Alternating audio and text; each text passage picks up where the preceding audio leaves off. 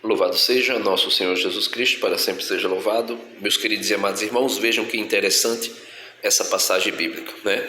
São Mateus, capítulo 14, a partir do versículo 22, é dito o seguinte: logo depois, Jesus obrigou seus discípulos a entrar na barca.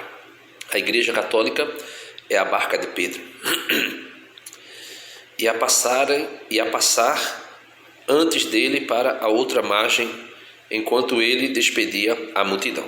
Então veja, Jesus obriga seus discípulos a entrar na barca, que é a barca de Pedro, e a igreja, aqui representa, simboliza a igreja, e passar a margem do mar, né, atravessar o mar para o outro lado.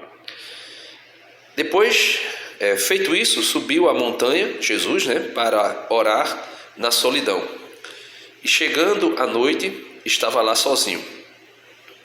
Entretanto, já a boa distância da margem, a barca, a igreja, era agitada pelas ondas, pois o vento era contrário.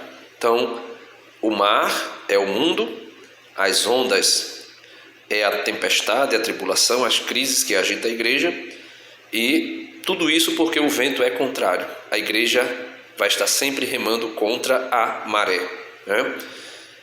Pela quarta vigília da noite, Jesus veio a eles caminhando sobre o mar.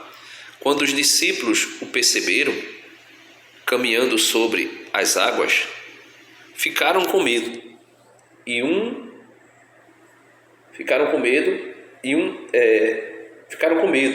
É um fantasma, disseram eles, soltando gritos de terror. Mas Jesus logo lhe disse: tranquilizai-vos, sou eu, não tenhas medo. Pedro tomou a palavra e falou: Senhor, se és tu, manda-me ir sobre as águas até junto de ti. Ele disse-lhe: vem. Pedro saiu da barca, veja, Pedro saiu da barca e caminhava sobre as águas ao encontro de Jesus. Então, a barca atravessa o mar. Pedro saiu da barca para tentar ir até Jesus fora da barca, andar sobre as águas. Mas isso só era possível ser feito de um lado ao outro do mar pelo próprio Cristo. Então, sobre as águas ao encontro de Jesus. Então, versículo 29. Ele disse: vem. Pedro saiu da barca e caminhava sobre as águas ao encontro de Jesus. Mas, redobrando a violência do vento, teve medo e, começando a afundar, gritou: Senhor, salva-me. No mesmo instante, Jesus estendeu-lhe a mão, segurou-o e lhe disse: homem de pouca fé, por que duvidastes? Apenas tinham subido para a barca, o vento cessou. Então, aqueles que estavam na barca prostraram-se diante dele e disseram: tu és verdadeiramente o Filho de Deus. Então veja, versículo 31. No mesmo instante, Jesus estendeu-lhe a mão, segurou-o e lhe disse: homem de pouca fé, por que duvidastes? Versículo 32. Apenas tinham subido para a barca. Jesus levou Pedro de volta para a barca, para a igreja. E o vento cessou.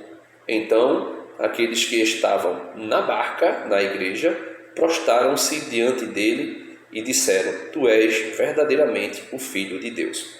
Ou seja, o mundo é o mar, e para passar esse mar de um lado do outro da nossa vida até a volta de Cristo, né, desde a subida de Cristo aos céus até o seu retorno, só é possível fazer essa travessia na barca. Mesmo que a gente tenha fé suficiente para andar um pouco sobre as águas, não conseguiremos atravessar o mar, ou seja, esse mundão, a nossa vida, andando com nossas próprias pernas sobre as águas. Necessário é estar dentro da barca. Tanto é que o próprio Jesus toma Pedro pelas mãos, o salva, censura a sua falta de fé, né, sua pouca fé, melhor dizendo, e leva ele de volta para a barca. E na barca, mesmo o mar sendo agitado, volta a existir uma calmaria. Por isso, permaneça na barca, permaneça na Igreja de Cristo. Amém. Deus abençoe a todos e até o próximo vídeo, se Deus quiser. Amém.